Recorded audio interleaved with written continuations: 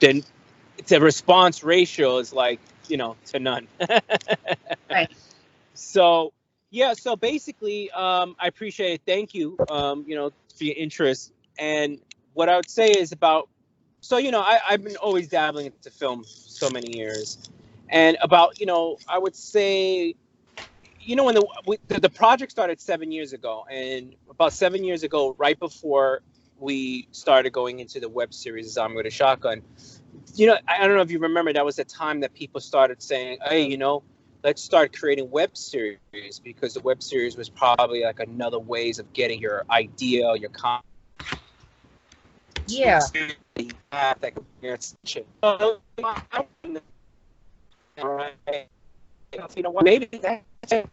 is new, it's fresh, everybody's talking about web series. I could do this. You could do so many, different things with a web series. Besides doing one short film, getting out in a festival, you could have a web series and keep on putting it online, and you could have people subscribed and all that stuff. So, I came with two ideas during that time, and one was Zombie with a Shotgun, and another one I did was 666, 4 sixes, right? So, I'm not sure if you know about that web series I did. No, but I will look it Yeah. up.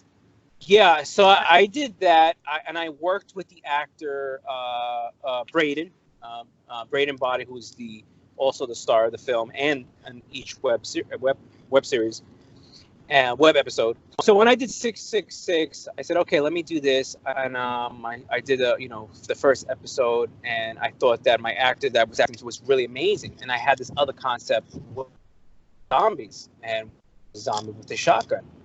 And I liked the way the first episode came out. I said, wow, it's cool. This guy actually looks really good in camera. I should just bring him along and see if he wants to do this. So I spoke to him, and he definitely liked the concept, because let's do it. A point of view of a zombie, kind of like a romantic kind of thing about it.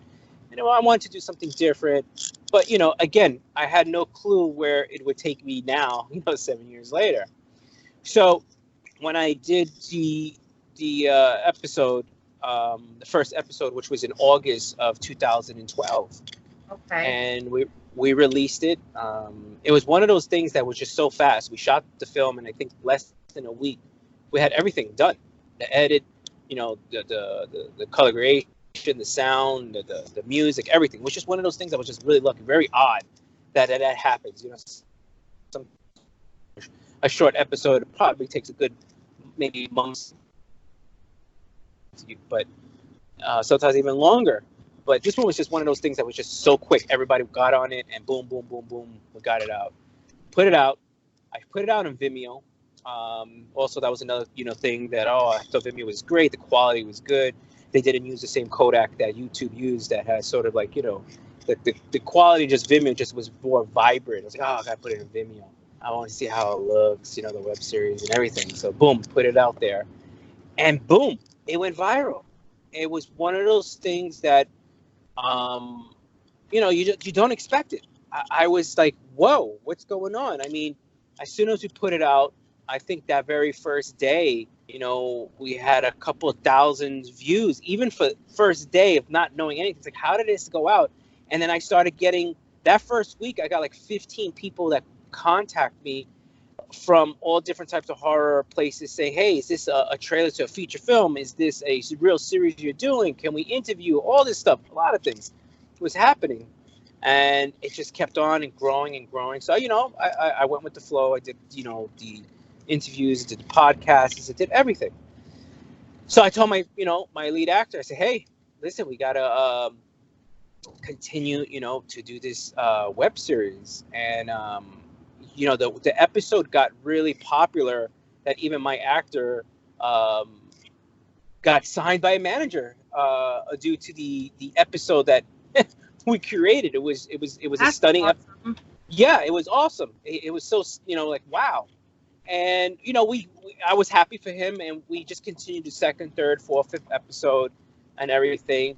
And again, it just kept on getting bigger and bigger. And I didn't even start social media. I didn't even have nothing on social media on Zombie with a Shotgun. I was like very new. I wasn't really crazy about selling myself and everything. You know, we're talking about 7 years ago. And even after, I would say 2 years later, I remember getting, you know, the social media stuff and everything, but it just took 2 years after. I said, you know what, I'm going to start doing this, you know. So I started going to social media, and I started realizing it still is getting popular. People still hitting me up, when you're going to get the film, when you're going to feature, when you're going to do this and that. And I was doing the other web series, which was 666. And that's when I got a call from Eli Roth's company that they really loved the episode, that they wanted me to do like an original content episode for their, they're going to launch their company, and they wanted me to like open it up for their site and everything. It was so exciting. And I was like, oh my God. And I was like, oh shit, you know? And then I put Zombie with a Shotgun on the side. I'm like, you know what? Maybe this is the one, whatever, blah, blah, blah. So I went, you know, concentrating on the web series, the 666, you know, writing and figuring out what I'm going to do, blah, blah, blah. But every time I went and did an interview, I talked to somebody, and the social media numbers kept on growing. The question that everyone was asking me is, okay, but when is Zombie with a Shotgun movie going to come out? And I started to realize that that Zombie with a Shotgun was bigger than what I, you know, expected to be, what I thought it was going to be. I said, oh man, you know, that there is this fan base that just keeps on growing and growing. And, you know, even with the 666, you know, I had, you know, a lot of traction going on in and everything. It was there, and it sort of like kind of died out. And I was like, oh, okay, you know, I have a responsibility, because I had this web series that went viral, and I felt like I had a responsibility to do something, because, you know, all of us artists and filmmakers, or whatever artists you are, you know, we go out there, and that's what we want, right? We want to we do art so we could catch that wave.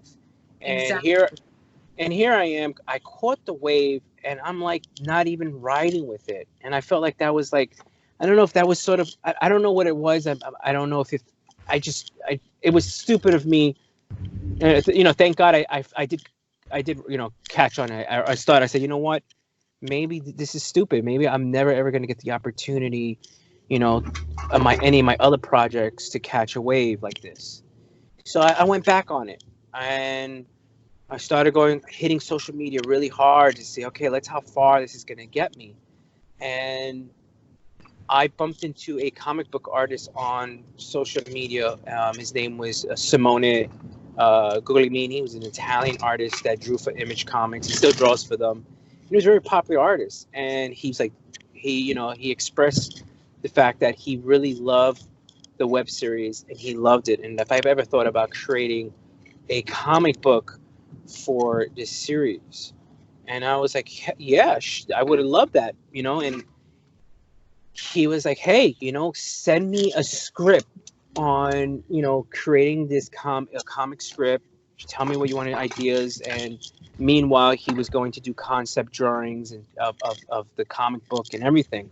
So then I said, okay, this is another job. Went out, started writing a script for the comic book and everything like that. And I had this very experienced comic book artist that has been drawing for all, you know, big comic publications such as Image Comics. Mm-hmm. And so, you know, there I created, you know, the first script of the comic book.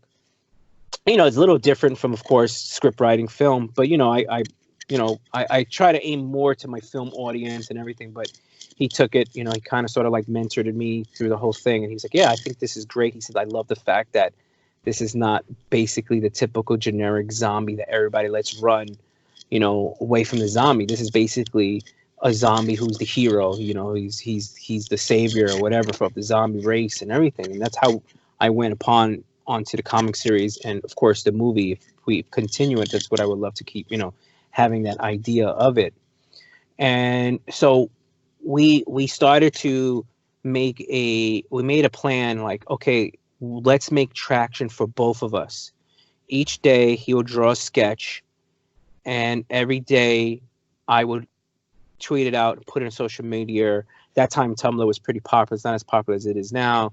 and put it out to, certain things like Facebook and everything. But Twitter was basically like more my main thing because he was a Twitter account also. So he wasn't really, so I didn't want to go off where he wasn't on. So every day he would draw a sketch for the panel, but pencils. He started off every day, boom, start hitting it out every single day. So the drawing started getting from 1, 2, 3, and then 10 sketches. I would have 15 sketches, 30, 40, 50 sketches. And I would tweet out sometimes 30 to 40 sketches a day. It was sort of like redundant. I would do the same ones that I text today. I would text tomorrow plus a new one, and he would do the same.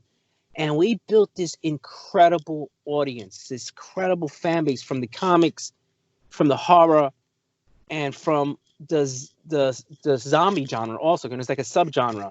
You got the zombie genre. You have all these sort of everybody from comic, zombies, horror, and the audience was just growing and growing, and it was such a good plan that we did. And boom, we released the first comic book, Zombie with a Shotgun, and during that time, I said to myself, this is the perfect time that I should go out and approach all the horror producers, investors, and see if I could go out there and we could create this new, the feature film for Zombie with a Shotgun. And here I am saying to myself, I have a lot of work. I've done work in the past. Plus I got this web series is popular. Plus I did this other little small web series that Eli Roth was brought into his company. His company liked it and everything. And here I got this comic book. It shouldn't be a problem, right? It shouldn't be a problem, right? So So there I am. Plus, I said I have plenty of other works that I've done. I've published. Yeah. So I went here and I'm going to all the horror producers, investors, and and they're all sort of all in the same boat. Basically was, okay, if you have money, then we'll put money in half.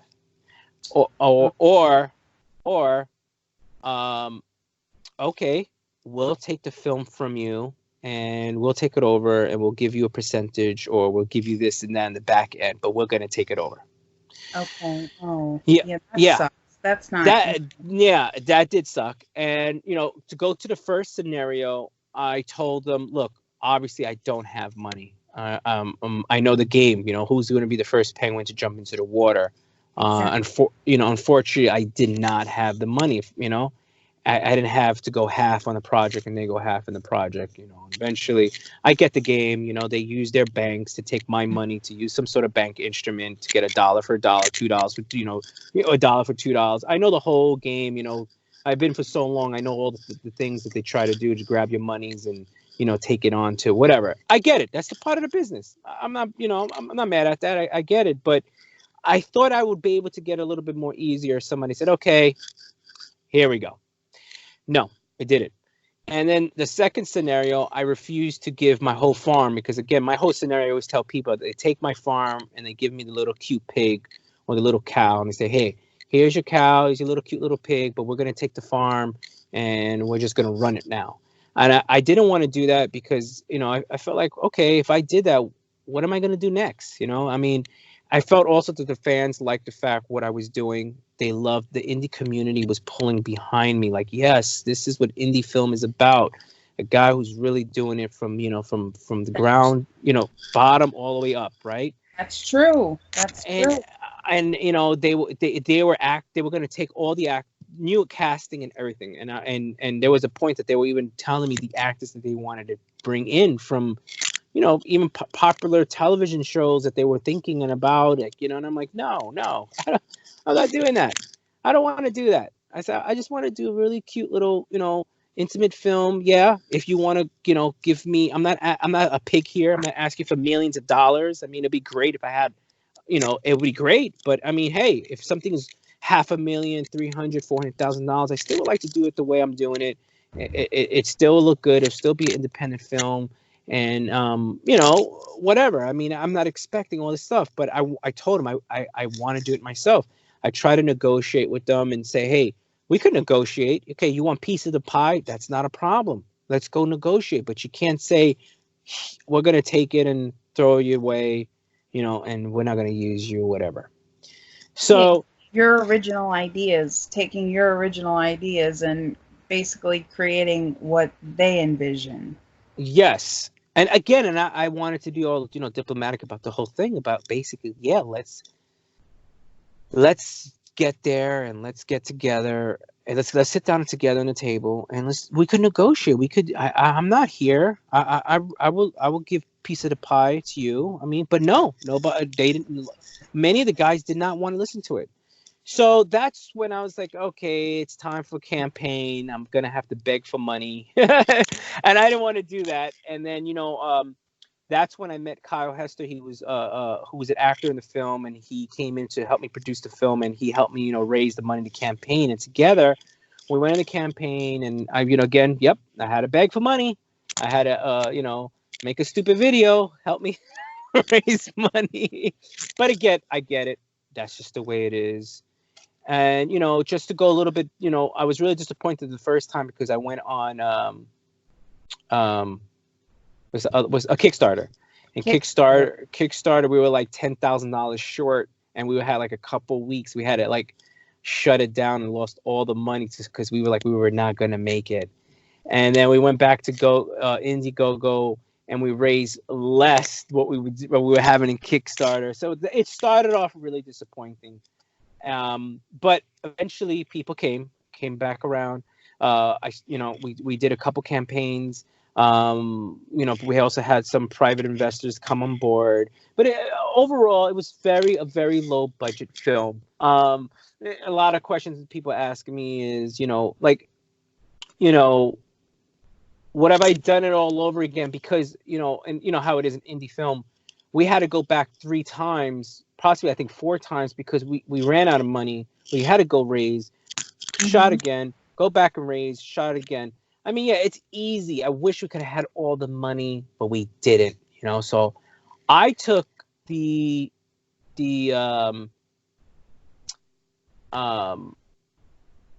chance. I took the risk. And I tell you that I did it because if I waited too long, it probably would have never happened.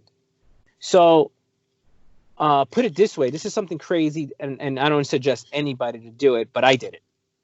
So we finished our last campaign was done like around July 4th of 2000 and it was 3 years ago, 16. Right? Okay. Yeah, 3 years. 16. So August 2016, around July 4th. And in 3 weeks, I cast locations. I did locations, I cast, I got the whole crew set up, the script all fixed, everything together in 3 weeks, and we shot in the first week of August. That's crazy. In 3 weeks, you got everything together. Everything. It was nuts. But I did it. I knew I could do it. I've done it so many years of experience. Plus, New York being key factor in New York was a big factor because you got hands on everything. From actors, from locations, from everything. And so in 3 weeks, I don't suggest any. New York. Good. Say it again. Did you shoot in New York? Yes, the film was shot 95% in New York City, Lower East Side, my home. So even some of the locations was done in my apartment. Wow. So yeah. How long did you shoot for? How long did that take? We shot, I think the first round was 12 days. On the hottest weeks of August, which is crazy, over 90 degrees and everything like that. So it was 12 days straight. We went straight. Crazy. Lots of fun. It was amazing. But again, when the film was finished, when we finished wrapping up that production, everything, I knew for a fact that, and everyone knew, there was scenes that we couldn't finish in the film, and it just is how it is.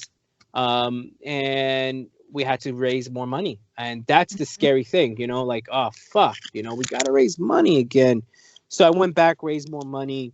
Then we went back and shot, and then we raised more money. Like I think like 4 times, and finally, boom, we put things together. Just really quickly, just to go down. Yeah, so we started. One of the things we raised money, was locations for the end scene, the makeup scene at the very end of the film, and the animation scene. I had raised money for that. We had Robin Steele, who was the one of the original artists of Liquid Television MTV a long time ago, who did stick figure theater.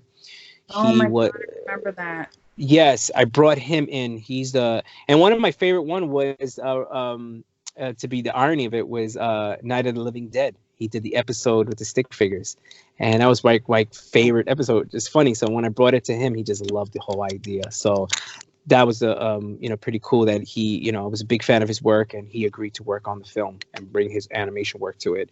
So that was, pretty cool. And so I try to bring all the elements into the, to the film to make this film, to have a very low budget film with a big heart, and to show that, and when you watch the film, you can see that everybody went 120% beyond.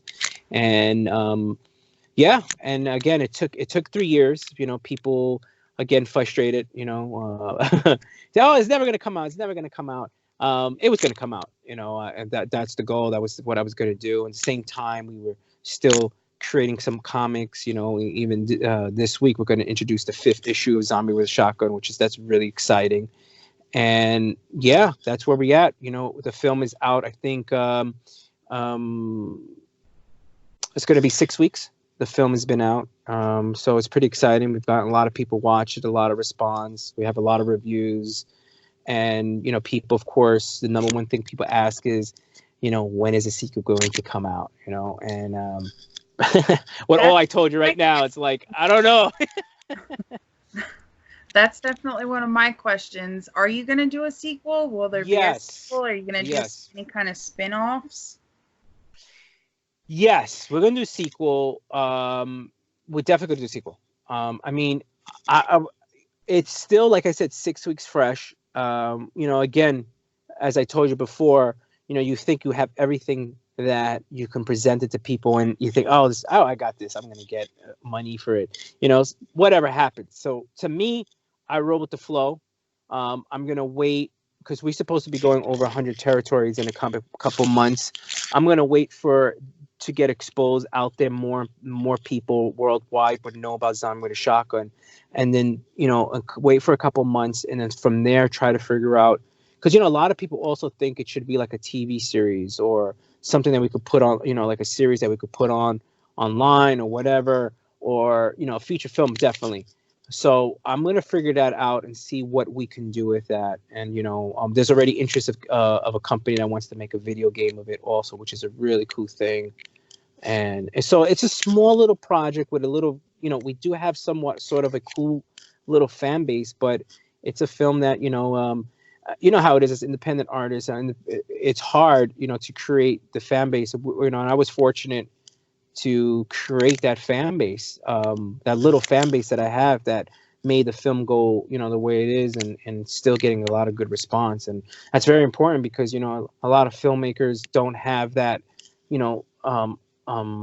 that cushion of their self-promoting, of their, social media thing. And it's a big key, because that's why we give up and we give our ideas to people, because the promotion money is so big that you're like, okay, I'm going to give this company my ideas, my project, because I don't have that sort of promotion to have my film, have legs and keep on going with it. And in here, a very unique situation that I do have that fan base from, building from way back then, and from the series to the comics. You have all those different sort of subgenres that are following the project, and I'll get messages every day like, dude, I remember when you brought this out. I remember when you was going to do this. I can't believe it, so yeah, it's pretty exciting. I think you did an amazing job, and I do think it helps, and it is amazing that you have such a good fan base. And I heard about this movie from a lot of different people, and people that were really excited. You have to see this, and people telling me, you have to talk to Hilton, and I'm like, I'm getting there. But tell me a little bit about directing and writing it. Was that challenging for you to do both directing, and then obviously you wrote it? Yes, with directing and writing. So to go into the writing thing, it was, I remember I did a web series, and the web series was really nothing to it because we didn't have money, so we did a lot of more atmospheric sort of scenes in the film because we just didn't have that kind of money to do it. But I used my my techniques and my vision that I said, okay, I'm going to make the series seem my eye candy, to give people. But then when it was time to do the script, it's like I can't really do what I did in the web series. Mm-hmm. I have to create these stories and stuff like that. And I already did the comic book, but the comic book was really more sort of like, it was no way I could have took the comic book script and do the film, because it starts off with military helicopters and everything like that and facilities here and there. There was just no way. So I had to go back from like basically the origins of this new alternative world of Zombie with a Shotgun instead of the comic book world. So there are a few elements when you read the comic book that are sort of same storylines, scenes, and things that are from the film, because I took pieces and bits from it and everything. So writing the film was, to me, it was like, okay, number one, of course, I wanted New York to be a big part of the film. The scenery and everything like that. I wanted to definitely shoot in the Lower East Side, and I wanted it to be, my angle was definitely to be different. And I think to go back, what I was telling you, when I caught the wave and the viral kind of thing of Zombie with a Shotgun, I think there was something that was telling me that maybe I should start doing something else different, because for so many years in the film business of filmmaking, I guess I didn't want to be known as, okay, this guy came out with a zombie film. And how many zombie films are out there in the world? How many people do zombie films? And I just felt like, kind of like, oh man, it's like there's nothing really challenging to do a zombie film. And that's why I think I kept on doing other stuff. But the thing kept on calling me back. And I think that's also another thing before I don't want to go off. A lot of investors were scared of going on investing on another zombie project because it's so saturated. But everything is saturated, right? The detective stories are saturated. Slasher thriller movies are saturated. So anyway, just to go back what I was saying, I said to myself, I have to do this different. This has to be, again, from the very beginning. It was a romance. It was a romantic film. It was this guy that was in love and wasn't sure what he was lost of being in, being a human or a zombie. So that was the number one thing. And that's where I aimed for. I wanted to do something different. I wanted to do my own interpretation of the zombie genre. And that basically was it. It's just doing something different, something that was, we wasn't going to watch a film. And this is where I'm going to leave this off on the writing thing. I really wanted to write a film that people was going to follow it, and we're not going to see something where the humans were going to run away from the zombies and we're going to survival mode. Oh my God, here's a zombie. He's coming. Let's hide. I got away from that. There's nothing like that in the film. And I think that's what a lot of people do like about it. And there's another thing about a lot of other people dislike about it, because they're upset about the fact that you changed the whole mythology of zombies. And I get these messages that people says, how dare you change the mythos of zombies? Zombies are not supposed to think. Zombies, this is so dumb. Zombies. And I'm like, okay, well, can you bring me a real zombie so we could interview that person and tell me what a real zombie is supposed to do? You know what I mean? I don't know. So there you go on that. And that was really tricky and risky. When I did it, I said to myself, I might get a little backlash on people getting so mad because zombies are not supposed to do that, But I said, screw it. And I did it. And that was the thing. And of course, me and directing and everything, of course, made it so much easier. Me being the writer and the creator was so much more easier for me directing it, because it was just me. I didn't have, if I was just the director and having the writer say, oh, but that's not what I wrote in the film. You know how they're always clashing, the writer and the director. Of course, that made it so much easier for me to go out there and direct the film and everything. And of course, the most challenging things of directing the film is that it was tremendously hot. We shot in 2 weeks with 90 plus degrees. It was actually the 2 hottest weeks of that year. Actually, there was 3 or 4 days in a row that broke the record of New York City, the hottest days of August. So we were in basements and attics that were like 102, and people showing me that, they'll go in the sun and we're like, hey, Hilton, just to show you, it's 104 degrees in here with the lights and everything like that. I'm like, oh, don't tell nobody. You know what I mean? So that was the biggest challenge of directing in this tremendously disgusting hot weather and these small, tight spaces that we were in. But overall, it was worth it. I will say, I think in Land of the Dead, did you ever see Land of the Dead? Oh my God, I saw so many of them. Was that the one with Dennis Hopper in it? Yes. Yes, I've seen it. Where they have Eugene Clark plays Big Daddy. He did a little bit of thinking, I think, on his own. I do think that was the one. There was a little yes, bit, but yes, yours is unique because I think the zombies are fighting back, and they're not taking any shit. Yes, the main zombie is, and then you get to see a little element of the zombies. There is a wave that the zombies are sort of could understand. And, I don't want to give too much of the film, but the actor basically shows that there is something that there is some mind power control thing that he can do, and they can actually go out on themselves. So, there could be some people take it very direct, like, oh, I get it. Or it could be very subtle. But you'll see it. There's so much in the film, in the film that there's so much shit going on in the film. A lot of people say you got to watch it twice because it is a story. You have to really pay attention to it. There's key moments in the beginning of the film that you have to pay attention to for the very end, because you're like, oh, I get it now. It's like those things like that. And that was key. That was key making the film. It's just I wanted to really make a story, not just a typical generic zombie film of people just running away from the zombies. See, I really love that when you're watching a horror movie of any genre, slasher movie, if there is a story, I always think it makes it better. The story does matter. I mean, it can be a fun, explosive, whatever kind of thing you want to do with a movie, do whatever you want to do. But I always love when there's a story and there's characters and there's, you can root for these people or zombies. And I think that's what you did here. You created something so awesome that you have this great story and then it's a kick-ass movie and you did good.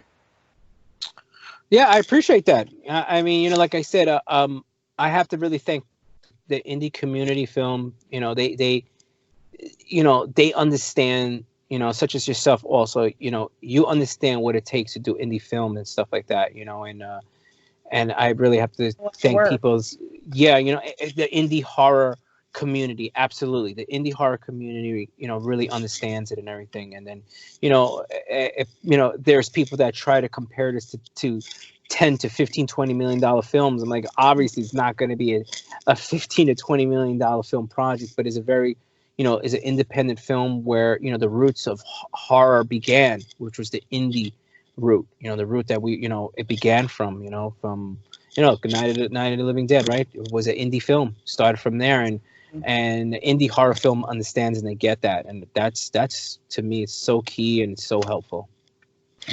Now, talk a little bit about the special effects, because from what I've seen so far, your special effects are insane and they're so good. Yes. So we had about 6 makeup artists to come on the film. Obviously, you have like the first stages of Aaron Walker. That's his character's name. The actor who played him was Braden Body.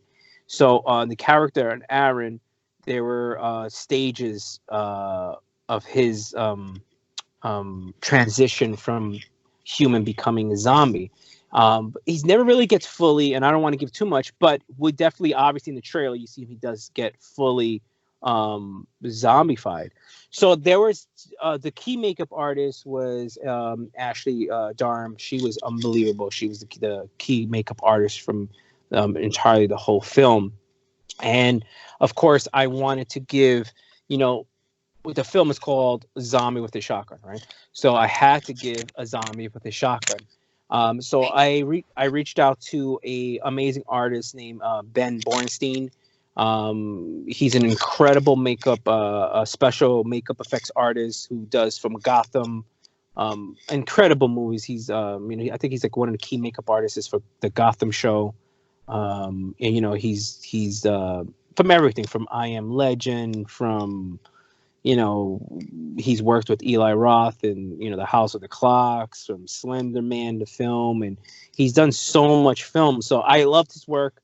He's also was local from Lower East Side. I was introduced to him to another friend, and I just thought his work was incredible. And I knew he would be the guy. Since again, he was around my neighborhood, lived in my neighborhood, to go do the last sort of key scene of the zombie with the shotgun.